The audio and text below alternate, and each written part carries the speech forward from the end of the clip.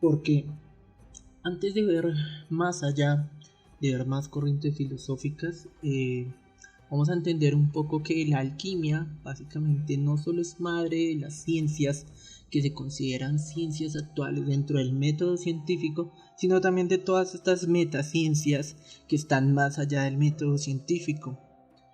Por ejemplo, la parapsicología, el misticismo, el ocultismo, entre otras. Entonces vamos a analizar un poco lo que tienen que ver estos axiomas y cómo el alquimista los asimila y los usa para llegar a ese propósito universal, a completar la gran obra, a la transmutación real. El primero nos habla del mentalismo. El todo es mente, el universo es mental, el todo es el conjunto totalizador, nada hay fuera del todo. Creo que es muy lógico pensar que nada hay fuera del todo. Y que si el universo es mental y todo es mente, dándole la razón a muchas religiones, sin meternos en el tema de alguna religión en particular, podemos ver que todo nace de una idea y que la mayoría de mitos de cualquier tribu o religión siempre existe una idea en el creador, porque todo nace de una idea. Bien, el principio de la correspondencia nos dice que como es arriba, es abajo, como es adentro, es afuera. Afirma que este principio se manifiesta en los tres grandes planos: el físico, el mental y el espiritual. Entonces, si esto es una ley universal, un axioma, lo que podemos decir es que todo lo que hay en el macro es igual en el micro. Y es muy similar a lo que vemos en la física y en la química moderna. Como el macrocosmos es similar al micro, tanto visiblemente como audiblemente, como en varias leyes que lo rigen. Obviamente, sacando el comportamiento de ciertas partículas cuánticas, podemos decir que el micro y el macro actúan bajo leyes similares. Eso poniéndolo en un contexto del plano físico. Pero hablemos de planos mucho más allá de la conciencia, donde los alquimistas ahondaron en un principio, donde estos primeros científicos se dieron cuenta de que el plano físico no era más que una fachada y que realmente el propósito era, a través del plano mental, transmutar el espiritual. Entonces, como es arriba es abajo, todo lo que resuena en el plano mental va a resonar en los otros, y es un principio y una acción. Tercero, la ley de vibración: nada es inmóvil, todo se mueve, todo vibra. Un axioma bastante polémico, porque después de los años la física pues le ha dado razón, ¿no? Conocemos el espectro electromagnético, sabemos de la vibración, longitud de ondas, y sabemos realmente que sí, todo está en movimiento, absolutamente todo. Cuarto, la ley de polaridad: todo es doble, todo tiene dos polos, todo tiene un par de opuestos, semejante y antagónico.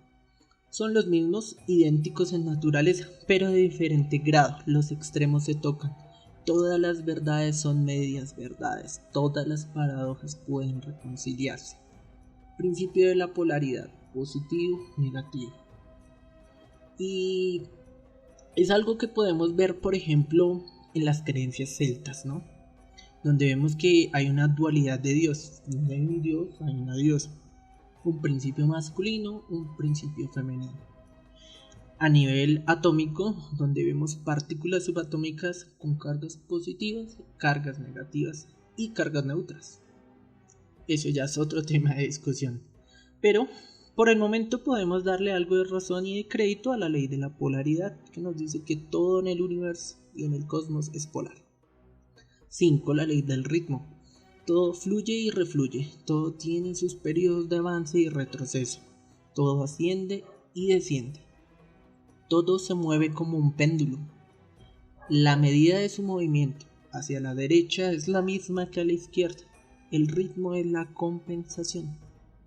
Entonces esta ley, este principio, este axioma nos habla de que todo tiene un ritmo y de que siempre tiene la misma longitud, distancia, movimiento hacia la izquierda o hacia la derecha. Cualquier movimiento cumple esta ley.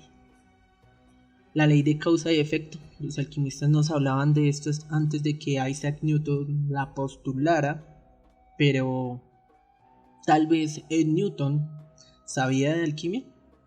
Esto es algo para otro capítulo, pero podemos decir que Newton fue un gran alquimista con propósitos espirituales y posiblemente disfrazados de propósitos científicos para poder guardar este secreto, ¿no? Y ya vamos a hablar más adelante de esto. Volviendo al tema, la ley de causa y efecto nos dice que todo causa tiene su efecto, todo efecto tiene su causa, todo sucede de acuerdo a la ley, y la suerte o el azar no es más que el nombre que se le da a la ley que no conocemos.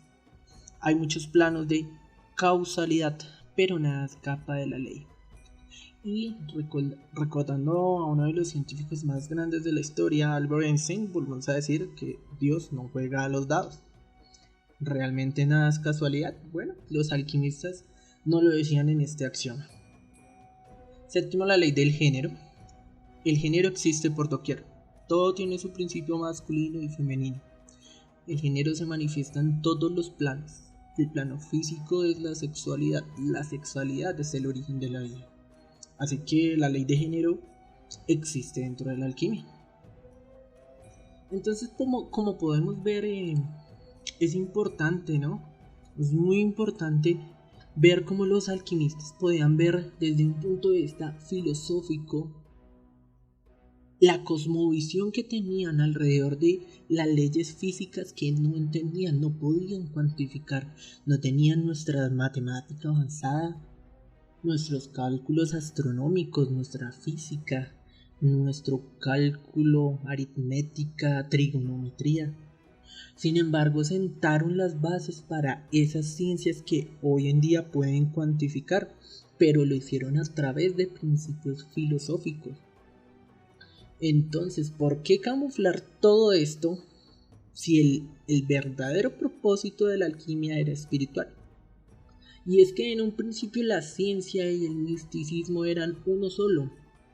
Lo que los separó fue el método científico y establecer qué era y qué no era ciencia. Y ahora le pregunto a usted, ¿el hecho de no poder explicar algo hace que eso no sea una ciencia en este momento? Claro, el método científico nos dice que debemos comprobar una verdad que sea irrefutable, como por ejemplo la matemática, la aritmética, la física, la química e incluso la ingeniería. Verdades irrefutables, que han sido refutadas luego por mejores científicos. Pero le doy un ejemplo. Hace muchos años, muchísimos años, el ser humano comprendía la electricidad, la veía a través de los rayos. Sabían que los rayos eran electricidad pura. Sin embargo, pasaron miles de años antes de que el humano entendiera la electricidad. Y antes de que Nikola Tesla nos diera tantos regalos a la humanidad, como por ejemplo el poder entender la electricidad, el ser humano sabía que existía. Y muchas veces se atribuía a fenómenos mágicos, claro que sí, fenómenos metafísicos, pero existía, aún sin explicar. Ahora, al igual que la espiritualidad, y poniendo ese ejemplo hoy en día, puede que el alquimista haya hecho descubrimientos que no pudo plasmar o que simplemente no podía delegar a la humanidad. No podían dejarnos ese conocimiento. La pregunta es ¿por qué? Bueno, en la alquimia existe un principio que es el principio del secreto. Pero no el secreto como en ese popular libro o ese documental que está en Netflix, sino el secreto alquímico. Y es ese secreto que usted tiene con usted mismo como alquimista, como iniciado. en donde usted guarda ese conocimiento para llegar al gran propósito. Es algo que muchos alquimistas aplicaron, por eso encriptaban su conocimiento, sus escritos, sus libros, y rara vez lo heredaban, rara vez enseñaban, eran muy pocos los iniciados, básicamente guardando ese secreto, porque comprendieron verdades universales a través de filosofía, de observación y, como no, de investigación, porque así como hemos visto la alquimia en Egipto, en Arabia, en China, también podemos hablar de alquimia en culturas precolombinas, en tribus, en la India y en gran parte de Europa. Entonces, en todos lados podemos ver que el trabajo de la alquimia fue ese, dar los cimientos, las bases de las primeras ciencias, los primeros cuestionamientos, los primeros descubrimientos, y aún muy consolidado el misticismo y la ciencia, la espiritualidad y la ciencia aún eran uno solo, no estaban separados. ¿Por el ego? Tal vez no lo sabemos. ¿Por el secreto de la alquimia? ¿O realmente fue el método científico el que tiene la verdad? No lo sabemos. Son preguntas que debemos realizarnos. Para continuar hablando un poco de la alquimia, vamos a hablar de un principio muy popular y realmente algo complicado de entender, pero que quiero explicarles y que espero, dentro de todo lo que hemos visto, sea muy importante que lo interioricen y lo lleven a sus vidas, y que si quieren investigar más de estos temas, ¿por qué no? Ponerlo en práctica alguna vez. Es un principio llamado solve et coagula. Solve et coagula es un principio alquimista que básicamente traduce en disolver y coagular, separar y unir, y era el verdadero propósito, la gran obra. Detrás de todas estas fantasías de convertir metales en oro, de la piedra filosofal, del elixir de la vida, esa era la verdad de lo que buscaban los alquimistas con sus distintos métodos en diferentes culturas. Y este método se descomponía básicamente en 3 etapas. El primero, llamado putrefactio. Putrefactio era la primera transmutación de cualquier cosa, pero hablando de espíritu, la transmutación, la putrefacción, tocar fondo. Y era representado generalmente con un cuervo. El color negro del cuerpo representaba la putrefacción del alma, y como el primer paso para llegar a la gran obra era descomponer su alma, su espíritu, descomponer sus pensamientos, la putrefacción, o lo que llamamos hoy en día tocar fondo. ¿Por qué? Primer paso. El segundo, llamado rosa alba. Rosa alba es generalmente representado con un cisne blanco. ¿Y por qué el cisne? Para los alquimistas era importante porque el blanco de pureza era representado porque después de la putrefacción usted entraba en un estado de pureza, limpiaba eso, ¿cierto? Tocaba fondo. Usted ya era otra persona después de tocar fondo. Entonces el cisne, esa ave majestuosa, elegante, de color blanco, de plumaje divino, hermoso, brillante, tenía un problema. El cisne no vuela, simplemente navega, ¿cierto? En los lagos, le ve flotar, y así era como el alquimista lo veía en esa época.